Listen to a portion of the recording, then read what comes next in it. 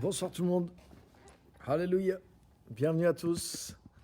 Bienvenue en direct live. J'espère que vous êtes en forme. Bienvenue à tous. Clarisse, Christophe, Geneviève, Ludivine, Christiane. Bonsoir. Bienvenue tout le monde. Bienvenue ce soir. Ça fait plaisir de se retrouver et d'avoir ce moment ensemble. Pasteur Simone, bienvenue. Bienvenue à tous. N'hésitez pas à partager sur votre... Vous avez un petit bouton partager normalement vers les commentaires, tout ça. Vous pouvez partager le live en direct sur votre page. Donc ce soir, on va continuer sur cette série « Comment vivre conduit par le Saint-Esprit ». On a vu plusieurs choses qui étaient de l'ordre structurel, c'est-à-dire des choses qui restent un fond en nous, des choses qui sont une structure en nous par laquelle Dieu peut nous conduire. Et c'est vraiment sous cet angle que je veux essentiellement aborder ce thème, plutôt que sur... l'expérience des fois ponctuelle, voilà, Dieu peut nous parler, des circonstances extraordinaires arrivent. Ça, c'est voilà, c'est quelque chose que Dieu maîtrise complètement. Peut-être on fera un petit truc là-dessus, mais je veux surtout m'arrêter sur ce qui est structurel ce soir. Donc, bienvenue à tous ceux qui nous rejoignent. Pascal, bienvenue. Martial aussi qui est ici. Et tous ceux qui vont nous rejoindre. Donc, ce soir, l'épisode qu'on va partager ensemble, comment être conduit par le Saint-Esprit, ça c'est la série. Et aujourd'hui, tout simplement, comment être conduit par le Saint-Esprit en étant rempli du Saint-Esprit. Ça paraît évident, mais c'est quelque chose de structurel aussi. Il y a des chrétiens, ils veulent être conduits par Dieu, mais ça demande d'être rempli du Saint-Esprit. Et vivre rempli du Saint-Esprit, ça demande vraiment... Waouh, ça demande... Ouais, c'est tout un art. Parce que je veux accueillir le Saint-Esprit, je veux que le Saint-Esprit vive en moi, puisse avoir une influence réelle sur moi. Donc ça veut dire que je dois m'adapter à lui, je dois façonner mon caractère pour vivre en harmonie avec lui.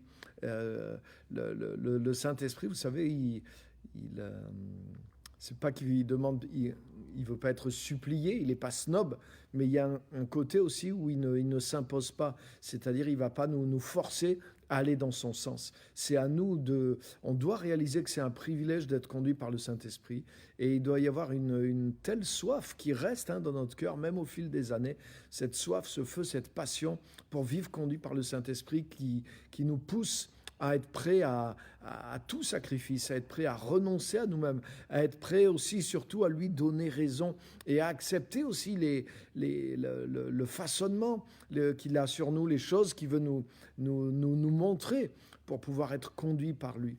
Et pour marcher réellement avec le Saint-Esprit, mais il faut être un disciple de Jésus. Il faut avoir de la souplesse, il faut être enseignable, il faut être capable de renoncer, il faut être capable de repentance régulière. Pas demander pardon, mais surtout de changer. J'ai vu quelque chose quelqu'un qui a posté ce petit message avec lequel je suis entièrement d'accord, qui disait se repentir, ce n'est pas pleurer, c'est changer. Et c'est vrai. Tu peux pleurer, ça peut arriver que tu pleures, mais pleurer tout seul, c'est pas se repentir. Pleurnicher, demander pardon, c'est pas la repentance. La repentance, c'est changer. Et pour vivre rempli du Saint-Esprit, waouh, il faut changer, et il faut changer souvent. Il faut changer souvent, et il faut changer, je dirais même un petit peu tous les jours.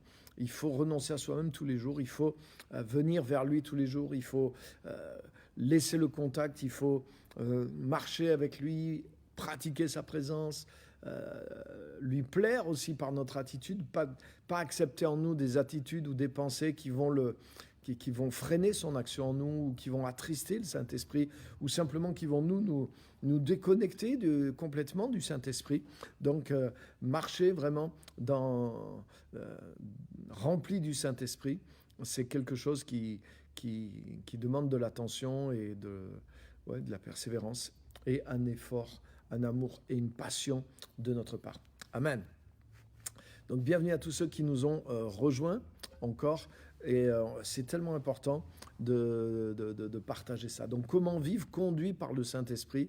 Mais c'est pas juste, voilà, Dieu va te parler, Dieu va te dire, tac, fais ci, Dieu. Et des fois, les chrétiens, c'est ça. Ils voudraient qu'il vit une vie qui n'est pas toujours engagée. Et il veut qu'ensuite, Dieu lui parle, Dieu intervienne et que Dieu lui donne des coups de pouce extraordinaires, des coups de faveur extraordinaires, comme pour gagner au loto. Hein, voilà, tac, j'ai besoin de ça, tac, Seigneur, donne-moi la promotion, Seigneur, donne-moi de pouvoir rencontrer telle personne, donne-moi de pouvoir faire ce grand ceci, ce grand cela. Et en fait, souvent, ce que j'ai remarqué souvent dans la vie, mais aussi dans la vie chrétienne, on met beaucoup d'importance sur quelque chose de ponctuel, quelque chose qui est un événement, quelque chose qui est une expérience qui est quand même assez rare. Et on met beaucoup d'attentes, beaucoup d'importance sur ça, et on met moins d'importance sur justement ce qui est le fond, sur ce qui est la marche, sur ce qui est structurel, sur ce qui est pas justement de l'ordre de l'événement, du ponctuel, mais ce qui est de l'ordre du structurel, du continuel, du fondement, de notre nourriture quotidienne. Et pour être conduit par le Saint-Esprit, c'est vraiment ces choses-là qui comptent. Et pour être conduit par le Saint-Esprit, il faut vivre rempli du Saint-Esprit. Il faut vivre avec le Saint-Esprit. Il faut vivre en adéquation avec le Saint-Esprit tous les jours. Il faut disposer notre cœur. Il faut grandir. C'est une croissance. Vivre rempli du Saint-Esprit, c'est jamais acquis. C'est quelque chose de continuel. Et c'est de cette manière-là que nous devons apprendre à fonctionner. Alléluia. Donc ceci étant dit, c'est la base de mon message ce soir, du partage. N'oubliez pas, préparez vos questions, préparez vos commentaires aussi qu'on pourra lire. On aura le temps de parcourir vos questions, vos commentaires ou les choses que vous pouvez ajouter aussi pour s'édifier les uns les autres. Et on aura ce temps à la fin. On prendra 10-15 minutes pour partager toutes ces choses-là. Vous pouvez partager aussi le live et on va plonger et ouvrir quelques passages de la parole de Dieu maintenant. Donc, on va lire un premier verset dans Éphésiens chapitre 5, verset 18. C'est un verset très, très, très connu, mais qui vaut le détour. Éphésiens chapitre 5, verset 18.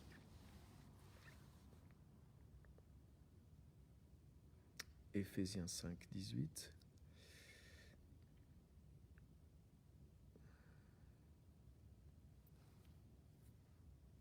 Un verset spécial pour nous les Français. Ne vous enivrez pas de vin, il mène à la débauche. Hein, donc, nous, on a cette culture du bon vin. Donc, un petit peu, c'est bon, mais pas s'enivrer. Ne vous enivrez pas de vin, il mène à la débauche. Au contraire, soyez remplis par l'Esprit.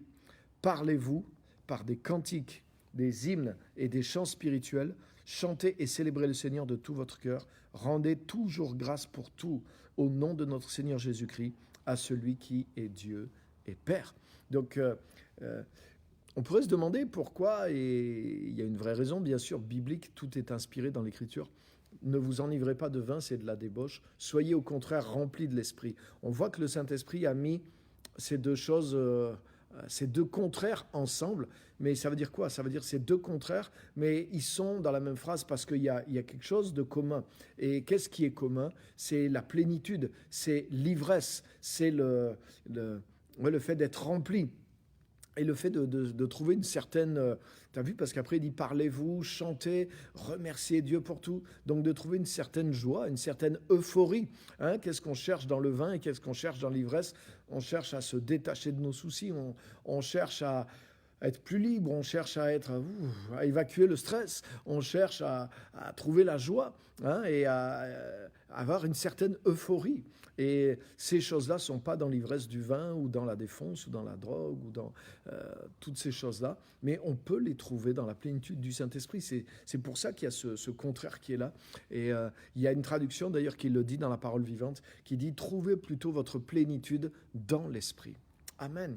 Donc ça, c'est encourageant aussi, parce que ça veut dire que faire l'effort de vivre avec le Saint-Esprit, faire l'effort de vivre rempli du Saint-Esprit, mais c'est quelque chose qui va tout de suite apporter une joie personnelle, qui va tout de suite amener une paix personnelle, qui va tout de suite amener une satisfaction intérieure profonde chez celui qui est rempli du Saint-Esprit. On le voit, hein, et on va voir après, si on étudiait le passage, que ça change aussi les rapports qu'on a, même il est question de l'homme et de la femme, du mari et de la femme, des enfants, au travail, etc. Donc c'est ce qui donne, c'est la clé de l'harmonie en nous-mêmes, avec nous-mêmes, mais aussi dans les relations, toutes les relations sociales qu'on peut avoir. Donc c'est une grande chose. Maintenant, ce que je voudrais montrer, c'est que dans ce verset, soyez remplis du Saint-Esprit, la manière dont c'est écrit dans le grec, et je n'ai pas fait du grec, mais j'ai entendu plusieurs qui maîtrisent le grec, qui ont dit ça, donc je sais que c'est vrai.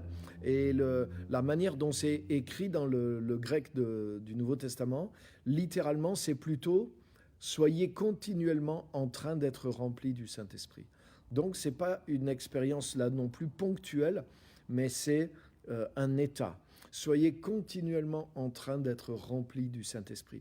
Ça veut dire que le Saint-Esprit doit être cette source qui coule à l'intérieur de nous. Ça correspond à ce que Jésus a dit, celui qui croit en moi, comme dit l'Écriture, des fleuves d'eau vive couleront de son sein, de son cœur. Donc, c'est être connecté à la source, mais que cette source coule, que ce fleuve, ces fleuves même, coule de nous sans arrêt, que la présence de Dieu soit une source ouverte, la présence du Saint-Esprit soit une source ouverte à l'intérieur de notre vie et qui bien sûr va passer au travers de notre vie pour aller toucher les autres. Parce que bien sûr le but d'être conduit par le Saint-Esprit, il n'est pas pour nous-mêmes, c'est pas pour réussir les bons coups, c'est pas pour avoir ce qu'il y a de meilleur simplement, même si forcément si je suis conduit par le Saint-Esprit, je vais avoir ce qui est de meilleur, mais pas ce qui est forcément de meilleur à vue humaine, mais ce qu'il y a de meilleur dans le plan de Dieu. Mais le but d'être rempli du Saint-Esprit et d'être traversé, parce que c'est le sens de l'expression, d'être traversé par la plénitude du Saint-Esprit, c'est de pouvoir être en bénédiction pour d'autres, c'est de pouvoir servir Dieu, c'est de pouvoir manifester vraiment le Seigneur autour de moi, là où il m'a placé, là où il m'a appelé, pour pouvoir être un représentant équipé et pour pouvoir libérer, comme dit la parole, l'odeur de Jésus, la bénédiction du Seigneur, la parole du Seigneur, le climat du Seigneur, la volonté du Seigneur, etc., etc. Donc vivre rempli du Saint-Esprit, c'est le must pour nous les enfants de Dieu, et non seulement pour nous-mêmes, mais pour pouvoir rejaillir sur d'autres, pour pouvoir arroser et bénir ceux qui nous entourent. Donc vous avez vu aussi que c'est un commandement, hein, c'est écrit à l'impératif, ne vous enivrez pas de vin, mais soyez au contraire remplis du Saint-Esprit. Parlez-vous par des hymnes, des chants spirituels, chantez à Dieu, chantez en langue, chantez en esprit, parlez-vous à vous-même, mais spirituellement. Hein, tu as vu, ça c'est fort. Parlez-vous par des chants, parlez-vous par des cantiques, parlez-vous en chantant en langue. Des fois, nous nous parlons à nous-mêmes, mais de choses négatives. Des fois, nous pensons sur nous, nous sommes là en train de regarder sur nous, de dire des choses, des fois... pas positif sur nous-mêmes, le regard et le dialogue intérieur qu'on a avec nous-mêmes n'est pas toujours bon ni édifiant. Hein, des fois, si quelqu'un nous disait les choses que nous disons à nous-mêmes, on se vexerait, on s'offenserait. C'est vrai ou c'est pas vrai? C'est vrai. Mais des fois, on se le dit à nous-mêmes et on se blesse. Et on ne se rend pas compte des fois que même cette mentalité qui fait qu'on se dit des choses comme ça soi-même, mais en réalité, c'est l'influence du prince de la puissance de l'air. C'est quelque chose qui est dans l'air et dans l'atmosphère, qui est imbibé, comme dit Éphésiens 2, par des puissances de ténèbres et qui veut nous restreindre, nous affliger, nous diminuer, nous faire du mal. Et ça vient sans que tu le cherches, tu as remarqué. C'est un climat qui s'installe dans tes pensées, qui a tendance à te montrer que tout va mal, que tu n'y arrives pas, que tu es nul, tu te rappelles tes échecs, tu te rappelles... Tu as vu comment pour te rappeler tes victoires, des fois, même si c'était que hier que Dieu a fait quelque chose de grand avec toi, ou que Dieu t'a parlé, ou que quelque chose de super est arrivé, mais tu repasses vite en mode... ouais, ça c'est négatif, ah oui, tu vas vite te rappeler des choses que vraiment l'erreur que tu as fait il y a 10 ans, elle revient toute seule des fois dans ta mémoire, alors que les bonnes choses que tu as faites même hier, on dirait qu'elles ne viennent pas spontanément. Il faut que tu ailles faire l'effort pour aller les chercher. Et il faut faire ça. Il faut faire ça. Et c'est pour ça qu'il dit, soyez remplis du Saint-Esprit et entretenez-vous.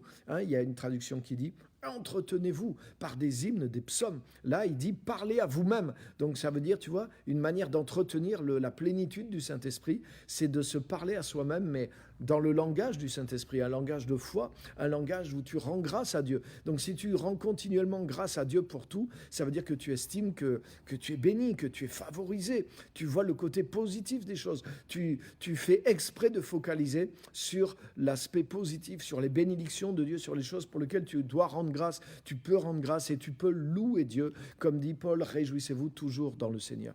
Donc vivre rempli du Saint-Esprit, ça se fait aussi avec une mentalité de foi, une mentalité de joie, une mentalité de reconnaissance, une mentalité de louange.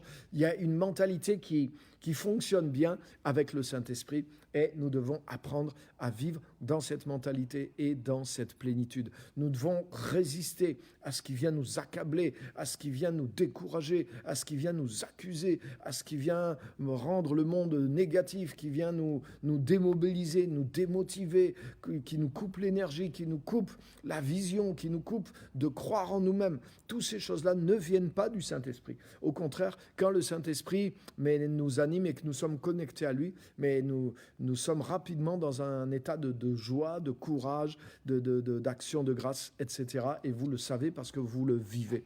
Donc nous devons essayer de garder cette atmosphère et nous devons marcher avec le Saint-Esprit en entretenant aussi cet état d'esprit et cette atmosphère à l'intérieur de nous. Amen. Maintenant, ce qui est merveilleux, c'est que le Saint-Esprit est une personne. Le Saint-Esprit n'est pas juste la sensation que nous donne le Saint-Esprit. On en parle en ce moment dans Kit de survie, qu'on est en train de suivre dans les groupes, les cellules. Et hier, on était, nous, ici, avec ce thème, justement.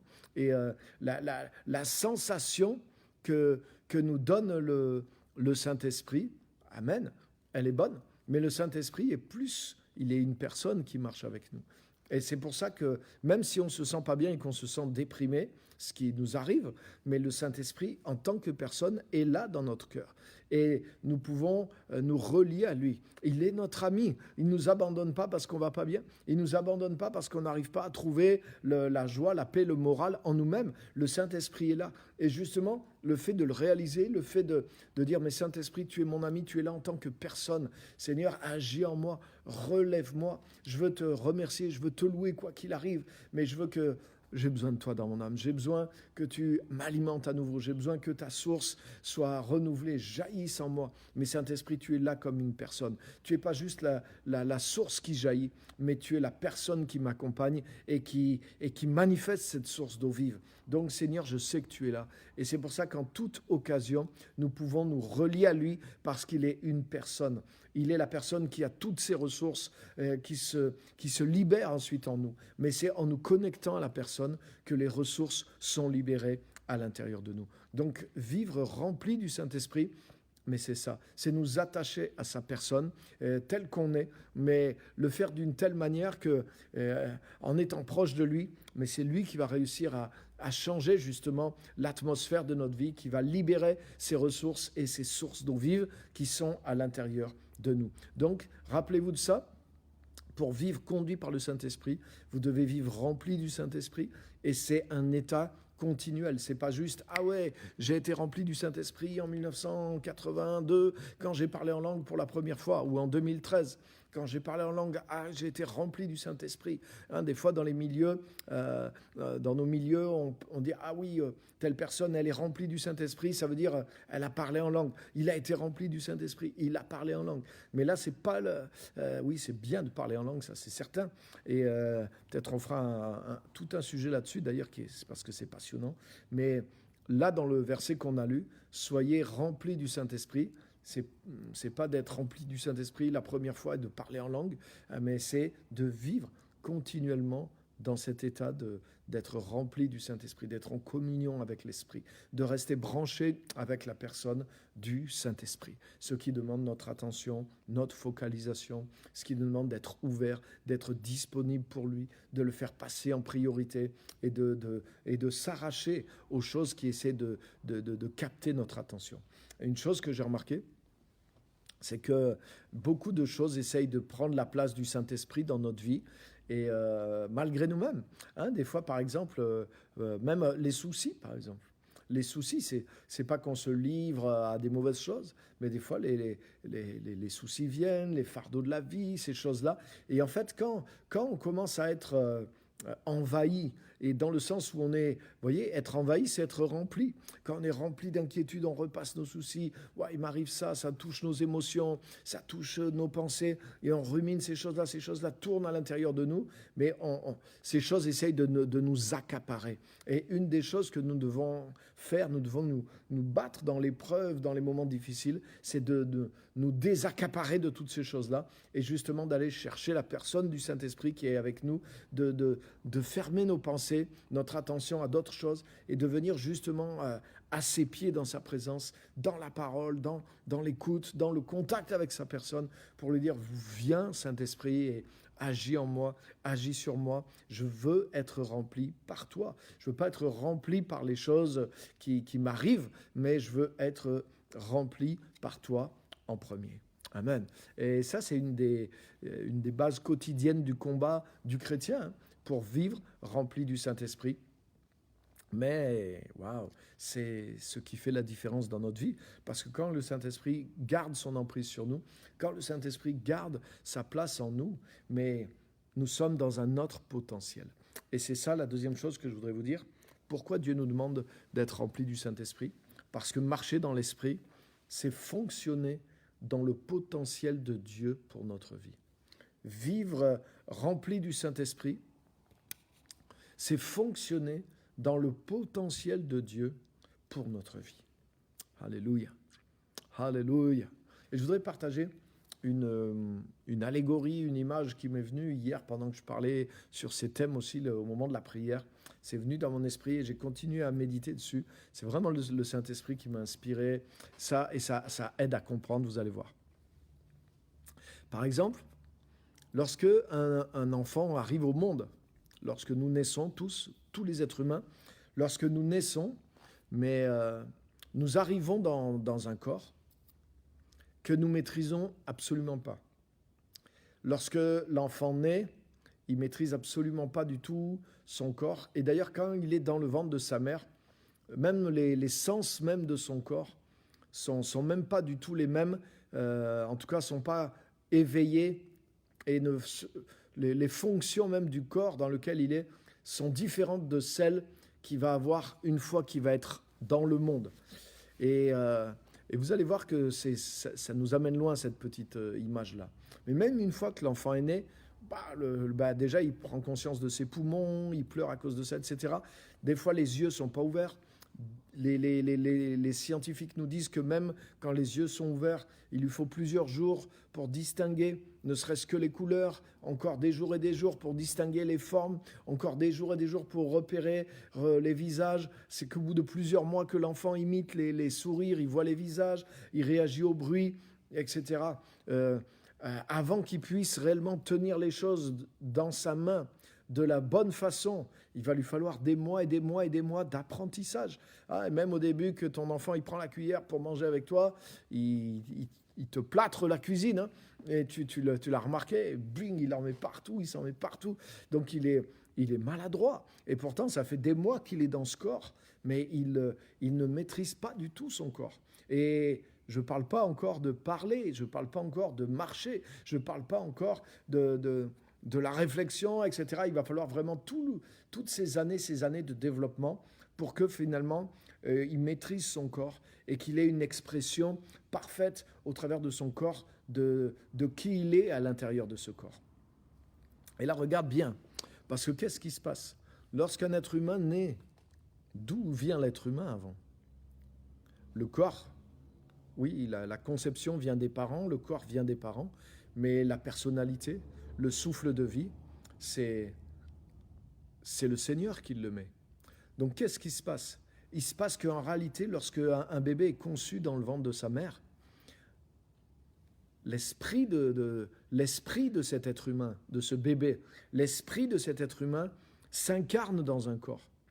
L'esprit de l'être humain s'incarne dans un corps. Imagine Hein, imagine-toi, maintenant tu as la réflexion et tout ça, tu as un esprit et tu maîtrises ton corps. Mais imagine quand tu es né, cet esprit, ta personnalité, la personne invisible qui est à l'intérieur de toi, ton esprit a été transféré dans un corps, il pénètre dans un corps. Quand on va mourir, qu'est-ce que dit la Bible? Il dit que l'esprit va partir du corps. Hein, Jacques, il dit que le corps, de même que le corps sans esprit, est mort. Donc quand l'esprit quitte le corps, quand les deux se séparent, c'est la mort. Mais quand l'esprit rentre dans le corps, c'est la vie sur terre, le début de la vie sur terre. Et l'esprit vient dans le corps, mais l'esprit a une existence en dehors du corps.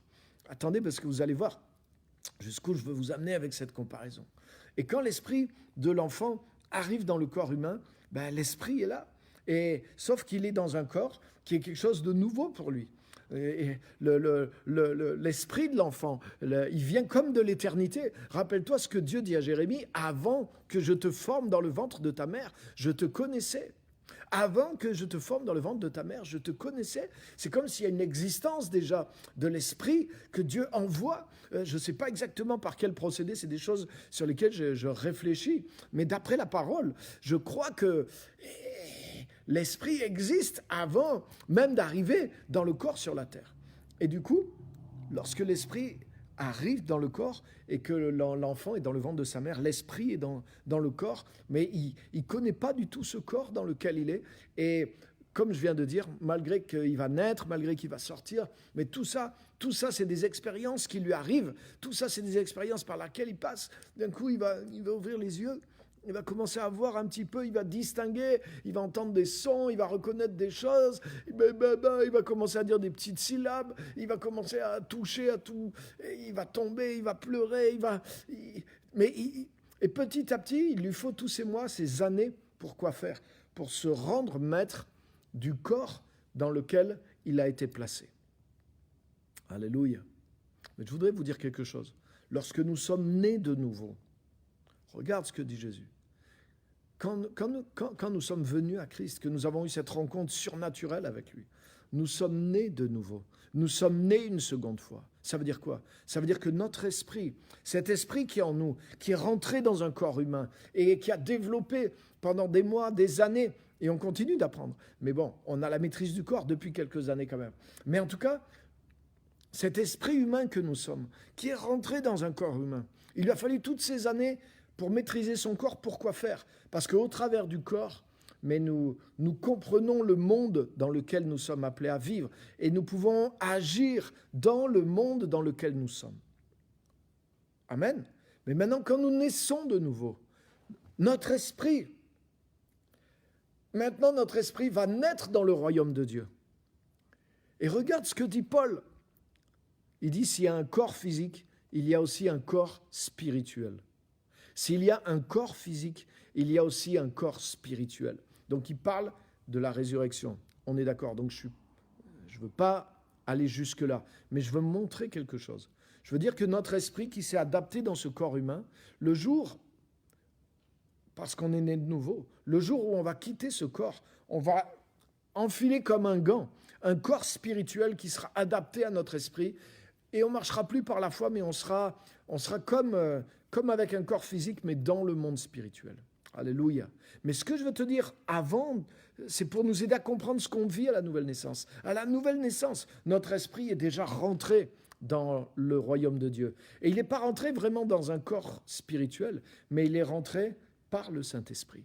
Il est rentré en Jésus-Christ. Comme on se revêt d'un gant, on a été placé en Jésus-Christ. Et on est rentré dans l'Esprit. Il faut que ceux qui l'adorent en esprit, en vérité. Et par notre communion avec le Saint-Esprit. Par la place que nous avons en Jésus-Christ. Je dirais que c'est un petit peu ça, si vous me suivez, c'est un petit peu ça, notre corps, si je peux dire, dans le royaume de Dieu. Est-ce que c'est pour nous aider à comprendre comment ça fonctionne? Vous voyez, de la même façon que par notre esprit, nous sommes arrivés dans notre corps, dans le ventre de notre mère, et il nous a fallu tellement de temps et de tâtonnements et d'égarements pour maîtriser ce corps et pouvoir bien agir dans cette vie. Mais de la même façon, lorsqu'on est né de nouveau, on est rentré en Christ et on est entré dans l'Esprit de Dieu, dans la dimension du Saint-Esprit. La Bible dit on a été baptisé en Jésus-Christ. Ça veut dire on a été plongé en Jésus-Christ, réellement. La Bible dit vous avez revêtu Christ. Tu as vu? Comme tu as revêtu un corps humain, tu as revêtu Jésus-Christ. Tu es en Jésus-Christ dans les lieux célestes et tu es par l'Esprit de Dieu.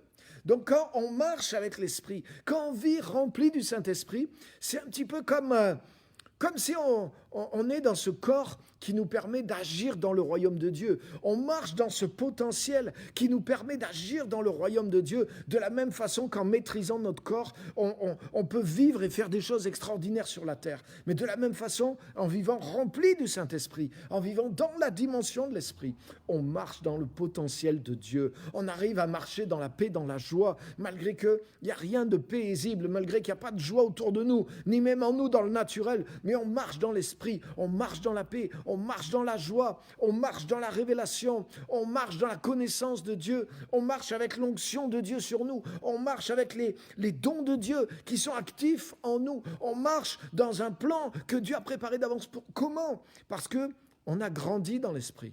Comme l'enfant maîtrise son corps petit à petit, de la même façon, on est rentré dans l'Esprit et on marche avec le Saint-Esprit. Qu'est-ce qu'on fait chaque jour où ça paraît pas? Mais imagine, quand tu es petit, si, heureusement que quand on est un enfant, on n'a pas la mentalité d'un adulte. Heureusement, merci Seigneur. Merci Seigneur. Parce que si tu étais avec la mentalité d'un adulte, dans le corps d'un enfant d'1 mois, avec la même réflexion, mais tu te découragerais de tout. Tu dirais, mais c'est pas possible. J'arriverai jamais à rien. Imagine à 1 mois. Hein? Tu as faim, tu peux même pas parler, tu es obligé de brailler pour avoir à manger. Hein, tu fais sur toi, on te change, on te nourrit, tu peux même pas dire ce que tu veux, tu sais même pas t'exprimer, tu n'arrives pas à te servir de tes bras, tu n'arrives pas à te servir de ta tête. Mais ça serait horrible si on avait la mentalité qu'on a aujourd'hui et qu'on soit prisonnier dans le corps d'un enfant de 1 mois. On serait complètement déprimé et on ne verrait pas le bout. Franchement, on aurait du mal à croire. Même si quelqu'un nous disait, t'inquiète pas, dans 1 an, tu marcheras, on n'y croirait pas. Quelqu'un nous disait, t'inquiète pas, dans 3 ans, tu pourras courir, tu pourras parler, tu pourras demander ce que tu veux. Ça ira beaucoup mieux, tu pourras faire du vélo. On aurait du mal à y croire et 3 ans, ça nous paraîtrait être une éternité. Mais je voudrais te dire quelque chose. Quand tu rentres dans la vie chrétienne, mais il faut du temps pour savoir faire du vélo. Il faut du temps pour maîtriser le Saint-Esprit. Maîtriser le Saint... Vous voyez ce que je veux dire? On ne maîtrise pas la personne du Saint-Esprit, mais on doit maîtriser la vie du Saint-Esprit. On doit apprendre à fonctionner avec le Saint-Esprit. Et c'est là que des fois beaucoup de chrétiens se découragent parce que c'est pas facile, parce que des fois tu n'y arrives pas, parce que des fois tu as l'impression que tu te bats avec les mêmes choses. Exactement comme l'enfant, il peut être découragé quand il essaie de marcher, quand il essaie de manger. Il met du temps pour y arriver, il recommence. Et avant d'apprendre à parler, avant de ne pas faire de faute d'orthographe, waouh. T'as vu, on n'y est même pas arrivé encore. Hein. On en fait toujours. Et donc, c'est pour dire que waouh, c'est long. L'apprentissage est long et il ne faut pas se décourager avec le Saint-Esprit. Quand tu es né de nouveau, ne te décourage pas. Mais c'est pour ça aussi que tous les efforts que tu fais tous les jours pour vivre rempli du Saint-Esprit, dis-toi bien qu'un jour, ça va payer. Parce qu'un jour, tu vas être comme installé. Non, tu n'es pas parfait. Non, tu es toujours en train d'apprendre. Oui, tu fais des erreurs. Ce n'est pas ce que je veux dire. Mais ce que je veux dire, par contre, c'est qu'un jour, ça va payer parce que tu vas commencer à vivre tous les jours avec le Saint-Esprit. Tu vas commencer à dire, mais ça y est, j'arrive à marcher. Je vis rempli du Saint-Esprit. Je vis dans cette paix. Je vis dans cette présence de Dieu. Et quand tu vis régulièrement dans la présence de Dieu, mais tu ne perçois plus les choses qu'avec le naturel. Tu vois ce que je veux dire? Par exemple, des fois, au début de ta vie chrétienne, il t'arrive, waouh, d'un coup, tu expérimentes le contact avec le Saint-Esprit et tout devient génial. Ça devient clair. Wow, tu crois dans ton appel, tu vois les autres, tu les aimes, tu vois le monde comme Dieu le voit parce que tu es sous l'influence du Saint-Esprit. Mais des fois, comme tu ne maîtrises pas trop cette vie du Saint-Esprit, eh bien, ça s'évapore et vroom, tu reviens dans ta vue naturelle, etc., jusqu'à la prochaine visitation, entre guillemets.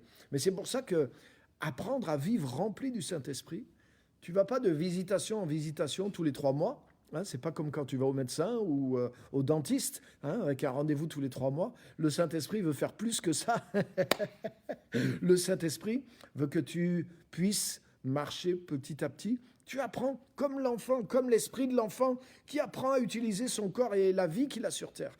Tu es né de nouveau pour te développer tu as comme un nouvel avatar. Excuse-moi l'expression, tu vois ce que je veux dire? Tu as comme un nouveau corps spirituel, un nouvel être, ce que la Bible appelle l'homme nouveau. Tu as une nouvelle coquille, si j'ose dire, qui fonctionne dans le monde spirituel. Mais pas toi, crois la parole, apprends à marcher dans la communion avec le Saint-Esprit. Et quand tu marches petit à petit, mais tu vas voir que c'est pas juste une fois tous les 3 mois que tu vois les choses comme Dieu les voit, que tu as l'essence de Dieu, que tu as la foi, que tu as le toucher de Dieu, que tu as l'inspiration de Dieu. Mais ça devient quelque chose de régulier. Et voilà que ça devient quelque chose de quotidien. Et voilà que ça devient comme ta seconde nature. Donc oui, des fois ça t'échappe un peu, des fois tu trébuches un peu. Des fois c'est beaucoup plus fort, des fois c'est intense pendant de grandes périodes. Mais en tout cas, tu commences à stabiliser, tu commences à réussir à marcher dans cet avatar, dans cette vie de l'esprit, avec le Saint-Esprit. Waouh! Et là, qu'est-ce qui se passe? Tu fonctionnes à ce moment-là. Tu commences à fonctionner dans le potentiel de la vie nouvelle qui est en Jésus-Christ. Et c'est ce que Jésus nous enseigne dans Jean 15, quand il dit « En dehors de moi, vous ne pourrez rien faire ». Ça veut dire que bien sûr, vous pourrez faire les choses, mais sur le plan humain, mais vous n'êtes pas né de nouveau pour vivre votre vie chrétienne sur le plan humain. Et vivre conduit par le Saint-Esprit, c'est pas juste avoir de temps en temps qu'il faut tourner à droite ou tourner à gauche, mais c'est vivre tous les jours dans un potentiel de Dieu. C'est commencer à voir les choses avec les yeux de Dieu, c'est marcher avec la foi de Dieu, c'est marcher avec le pouvoir de Dieu, c'est avoir cette inspiration, cette autorité de Dieu, cette vision de Dieu, et accomplir petit à petit avec mon avatar, marcher dans l'esprit sur la terre, mais accomplir le plan et la volonté de Dieu pour moi dans des actes qui sont posés, dans une histoire qui s'écrit, dans des choses qui sont produites, des choses que je dis, voilà, en marchant dans l'esprit, mais j'ai produit ces choses-là, j'ai pu faire ces choses-là, et ces choses-là sont arrivées, ce fruit a été porté, ces choses-là ont été réalisées. Alléluia!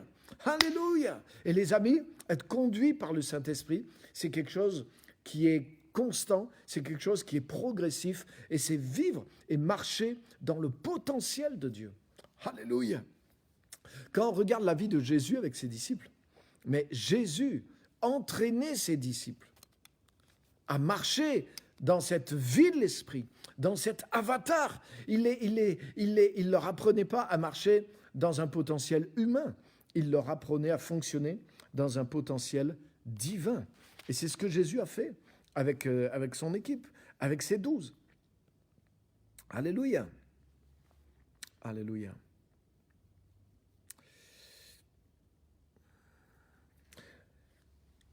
L'appel que Dieu a pour nous, le chemin de vie que Dieu a pour nous, ses enfants, il est destiné au potentiel de l'homme nouveau. Et je voudrais vous montrer ça tout simplement. Éphésiens 2,10. Je vous le lis dans la version parole vivante. Ce que nous sommes, nous le devons à Dieu.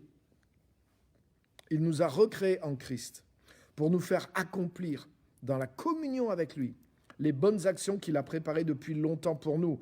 Voilà la vie conforme à la volonté de Dieu, celle pour laquelle il a tout arrangé d'avance. Il a préparé notre chemin afin que nous n'ayons plus qu'à y marcher. Donc, alléluia, il y a des œuvres, des bonnes actions, des choses que Dieu a préparées d'avance pour nous, pour que nous les accomplissions. Mais pour que nous puissions les accomplir, qu'est-ce qui est marqué? Il nous a recréés en Christ pour nous faire accomplir dans la communion avec lui ces choses qu'il a préparées d'avance pour nous. Ça veut dire que les choses que Dieu a préparées d'avance pour nous, il ne suffit pas d'avoir une direction pour les atteindre. Il faut avoir un potentiel. Waouh, j'espère que vous captez ce que je suis en train de vous dire. C'est profond là. Ça va loin. C'est ce que dit ce verset. Il ne suffit pas d'avoir une direction. Il faut avoir un potentiel. Nous avons été créés en Jésus-Christ pour pouvoir, dans le but d'avoir la capacité d'accomplir, dans la communion avec lui, les choses qu'il a préparées d'avance pour nous. Ça veut dire qu'il y a la cible vers laquelle Dieu nous mène, le chemin de vie que Dieu a pour nous, avec les choses que nous allons donner, semer et faire. Ces choses-là, pour pouvoir les faire, c'est parce que nous sommes recréés en Jésus-Christ et que nous marchons dans la communion avec lui. Donc, ce n'est pas une question de direction, c'est une question de potentiel. Alléluia. Alléluia. Par exemple, tu peux avoir un GPS qui te dit comment aller de Clermont à Paris, mais si tu n'as pas de voiture,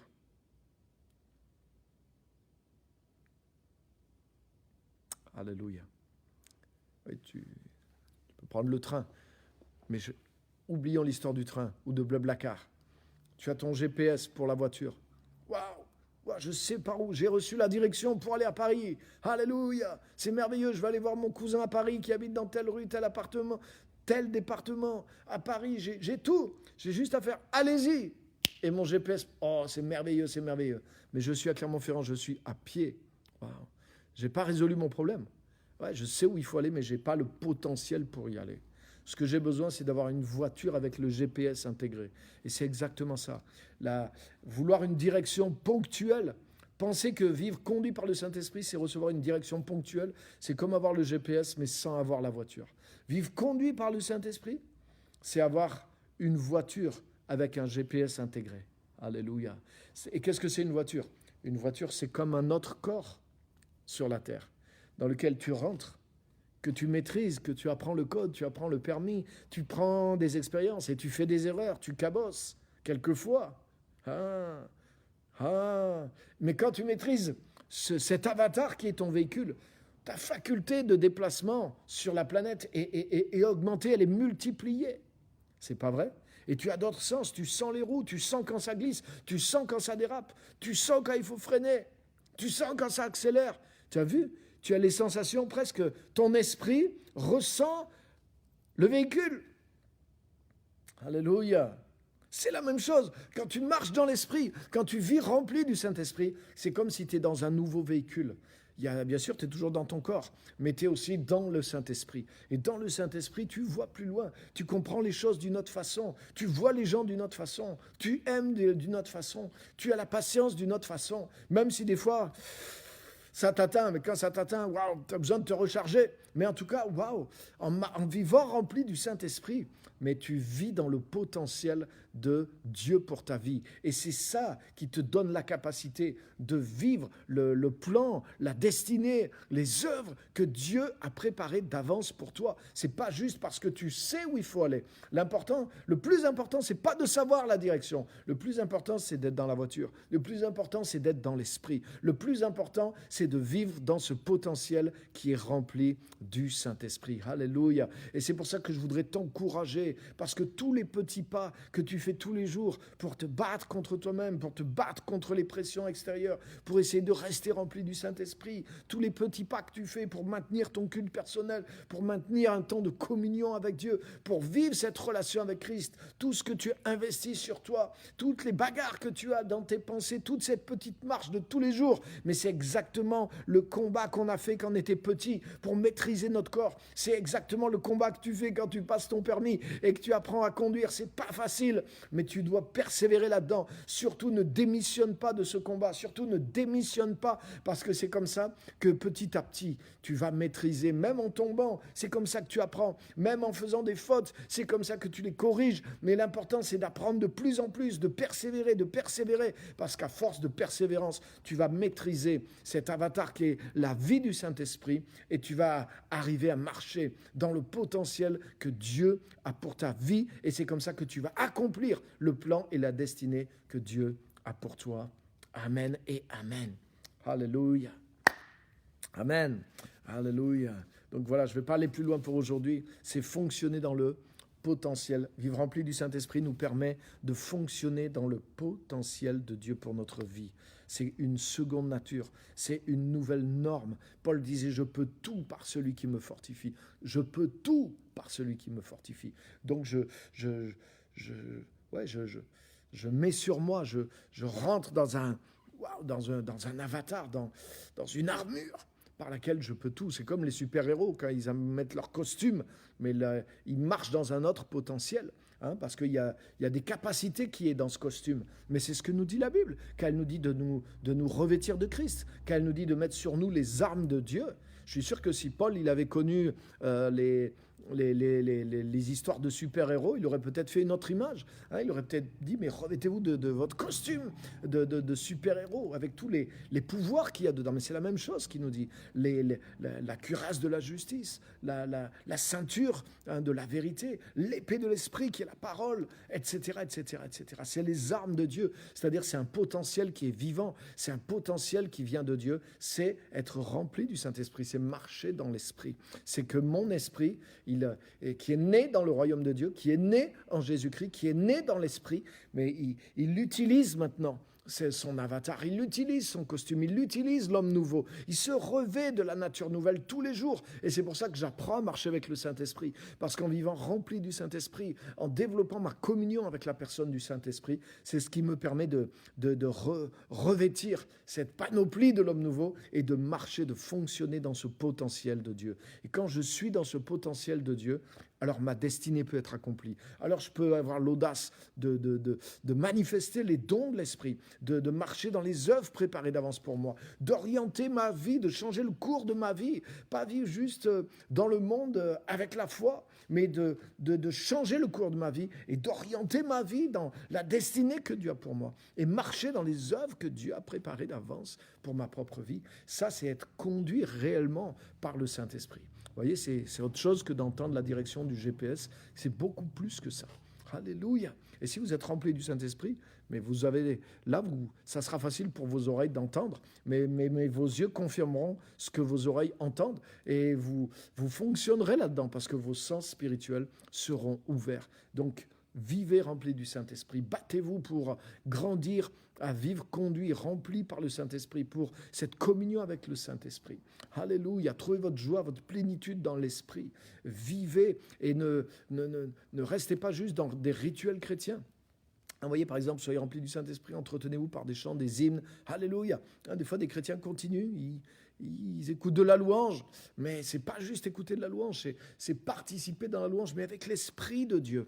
Et si jamais tu perds le chemin, que tu n'arrives plus à reconnecter avec le Saint-Esprit, pour quelque raison que ce soit, et bien sûr, pas si tu t'es éloigné carrément de Dieu, que tu fais n'importe quoi, si tu es retourné dans le monde, mais c'est clair qu'il faut revenir, il faut se repentir. Si tu es à 10 000 km de la maison du Père, il faut revenir à la maison du Père. Mais je ne parle pas de ça. Je parle des fois, on est dans la vie chrétienne, mais ça s'émousse, on perd la sensibilité, on perd le contact avec Dieu, on perd des fois on devient des fois un peu dans la religiosité, dans l'habitude, mais on sent qu'il n'y a plus cette vie, il n'y a plus ce contact avec le Saint-Esprit, tout devient sec, on perd cette dimension, on n'est plus dans cet avatar, pourtant on n'a rien fait de mal, mais ça n'avance pas. Qu'est-ce qu'il faut faire dans ces cas-là ?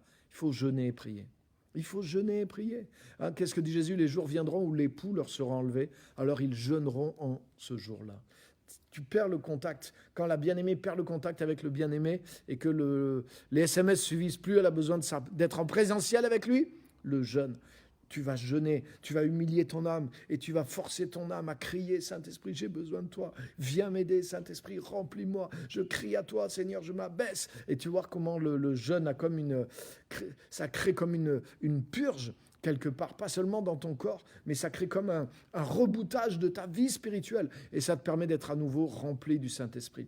Peut-être tu te bats dans la vie chrétienne, peut-être tu as essayé des choses, mais peut-être tu ne pratiques pas le jeûne et la prière, ou pas sérieusement. Je parle pas du jeûne de Daniel où tu peux manger des haricots verts et de la purée à volonté, c'est un régime ça. Mais le jeûne, c'est s'abstenir de nourriture. Donc, c'est une forme de jeûne, on va dire le jeûne de Daniel, mais je dirais que ce n'est pas vraiment le jeûne dont parle la parole de Dieu. On pratique le jeûne avec de l'eau. Prends du temps dans le jeûne, mais pas pour te mortifier, mais parce que ça veut dire quoi ? Ça veut dire que ma faim, mon besoin du Saint-Esprit, de la présence de Dieu devient tellement fort et j'y arrive tellement plus par les moyens normaux que je vais avoir recours. C'est comme un dispositif là qui casse tout. C'est comme le dispositif, comme ton ordinateur, quand tu as tout essayé, tout est bloqué, tu le redémarres. Mais le jeûne, c'est la même chose. Tu redémarres. Et là, ça va tout remettre à niveau et tu vas retrouver une connexion. Prends du temps dans un vrai jeûne. Prends 1 jour de jeûne, 2 jours de jeûne si tu n'as jamais fait.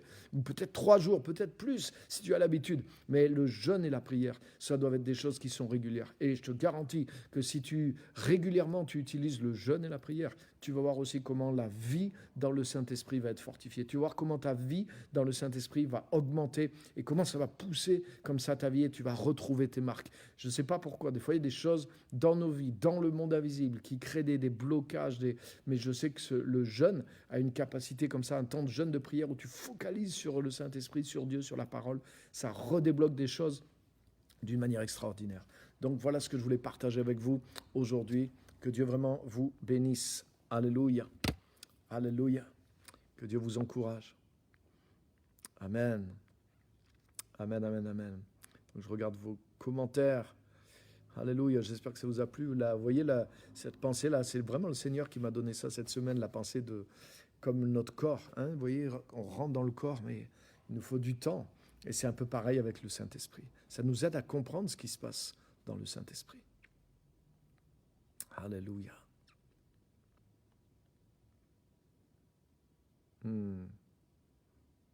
Maîtriser la vie du Saint-Esprit. Amen. Donc il ne faut pas se décourager. Les petits pas de tous les jours, c'est ça qui le fait. Le jeûne de tous les jours. Amen. Enfin, pas de tous les jours, mais ce jeûne régulier, cette prière régulière, cette méditation de la parole, cette soif, cette recherche de Dieu, cette passion pour Dieu, ce combat de chaque jour.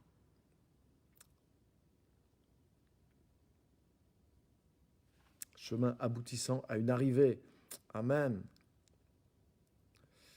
Nous avons tous le potentiel en nous si nous sommes remplis du Saint-Esprit pour aller de l'avant. Amen. Oui, on a déjà le potentiel en nous. Et quand on marche rempli du Saint-Esprit, mais on marche dans ce potentiel. Ce potentiel est en action. On a le potentiel. Et être rempli de l'Esprit et marcher avec le Saint-Esprit, c'est mettre en œuvre ce potentiel, c'est utiliser ce potentiel. Pour ça que c'est tellement important. Parce que ce que Dieu veut faire avec nous, mais c'est en marchant dans ce potentiel qu'on va pouvoir l'accomplir. C'est comme ça que Jésus a fait. Les choses que Jésus a faites, il les a fait comme ça. Avant d'être rempli du Saint-Esprit à son baptême, il n'a pas fait les choses qu'il a fait. Il l'a pas fait en tant que fils de Dieu, il l'a fait en tant que fils de l'homme rempli du Saint-Esprit. Waouh. Et il a enseigné à ses disciples les choses qu'il faisait. Et tu as vu, ils ont fait les mêmes choses que lui. Donc ça veut dire qu'on peut faire aussi. On peut apprendre la vie du Saint-Esprit. On doit grandir dans la vie du Saint-Esprit. Alléluia. Et là, c'est pas une question de réveil. Bien sûr, si on est dans un endroit où il y a un réveil, où il y a des choses. Le réveil, c'est comme le Dieu qui agit de l'extérieur dans un endroit donné. C'est merveilleux. Bien sûr que ça va nous propulser plus loin dans la vie du Saint-Esprit. Mais en tout cas, même s'il n'y a pas de réveil là où on est, ça ne nous empêche pas de progresser dans la vie du Saint-Esprit. Parce que là, ce n'est pas quelque chose qui dépend de l'extérieur, c'est quelque chose qui dépend de l'intérieur. Et nous devons absolument rester fermes dans ça, grandir là-dedans et continuer à nous battre, même peu importe le temps que ça va nous prendre. Jésus s'est formé pendant 30 ans pour un ministère de 3 ans et demi. On ne pense pas toujours à ça. Nous, on est convertis depuis 5 ans. On se dit, mais comment ça se fait que je n'ai pas encore ressuscité 18 morts? Est-ce que la parole de Dieu est vraiment la vérité? Jésus a fait aucun miracle à l'âge de 30 ans. Il aurait pu se demander, waouh, est-ce que je suis vraiment le Fils de Dieu? Mais il n'a pas douté. Il a cru la parole. Mais pendant 30 ans, il s'est préparé. Il a appris à marcher avec le Saint-Esprit. Il était né de l'Esprit depuis sa conception, lui. Oh, alléluia. Donc, il ne faut pas lâcher. Il faut continuer. Alléluia. Amen. Donc, je regarde vos commentaires. Amen. Alléluia. Est-ce que ce message vous a encouragé, vous a parlé, vous a apporté quelque chose? Répondez-moi au travers de votre avatar. Vous voyez, notre avatar pour nous parler, c'est notre petit appareil. Vous avez mon image. Moi, je vous vois répondre là. Je vois vos commentaires, je vois vos likes, je vois les cœurs qui... Donc, vous voyez, on a un moyen de communication au travers d'un monde virtuel. Mais vous voyez, c'est pareil, par l'Esprit, nous sommes en communication avec Dieu et Dieu nous parle par le Saint-Esprit. Et nous sommes en communion avec Dieu par le Saint-Esprit. Le potentiel de Dieu nous est communiqué par le Saint-Esprit. Et nous pouvons communiquer le potentiel de Dieu par le Saint-Esprit dans le monde dans lequel nous vivons aussi. C'est ça, vivre rempli du Saint-Esprit aussi. Alléluia. Amen. Que Que Dieu vous encourage, que Dieu vous fortifie. Amen. Je regarde dans les commentaires. Je ne vois pas dans les commentaires récents. Toute notre vie, on apprend, quelle merveille. Amen. Amen. On a besoin. Étape par étape. Absolument. Comparaison très claire. Merci.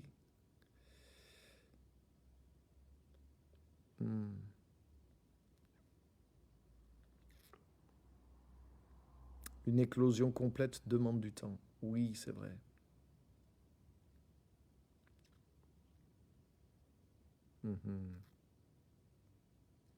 Amen. Amen.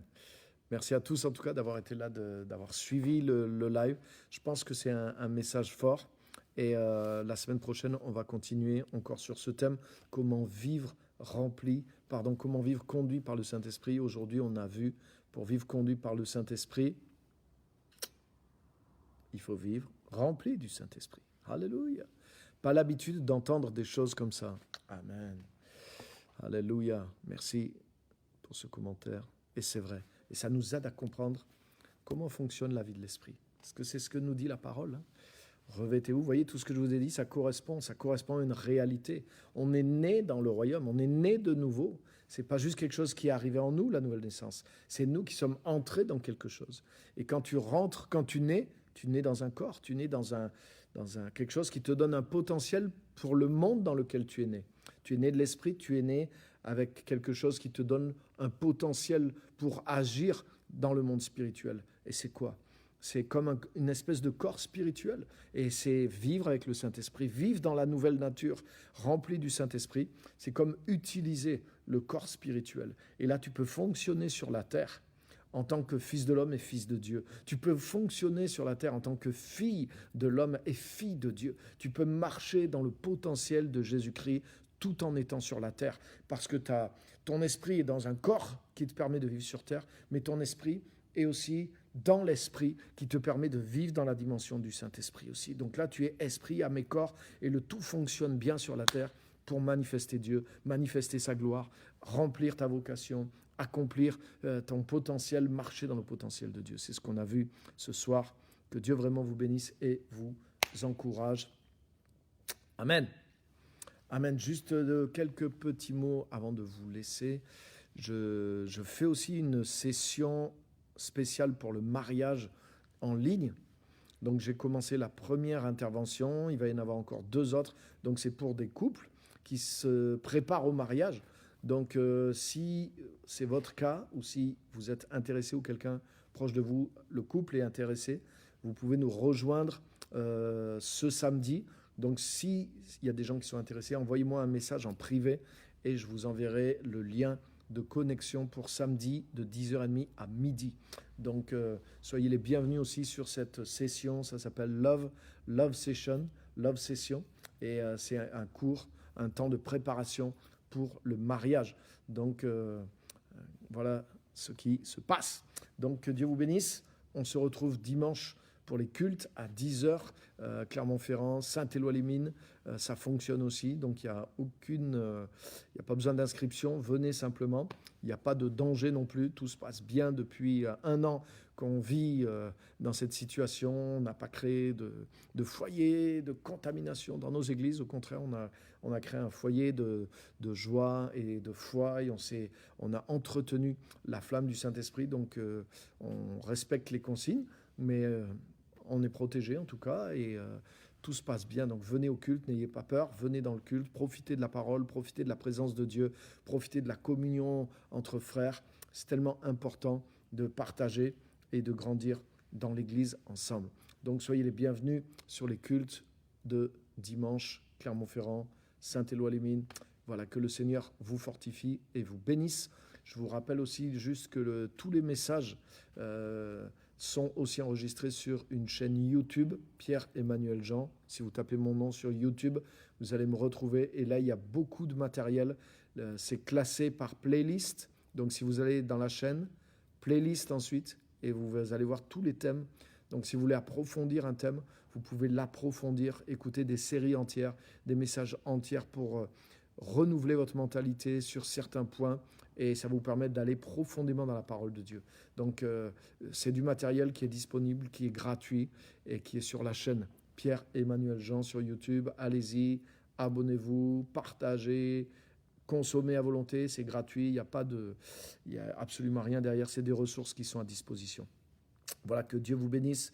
Merci, bonne soirée à tous et à très bientôt pour de nouvelles aventures. Bye bye.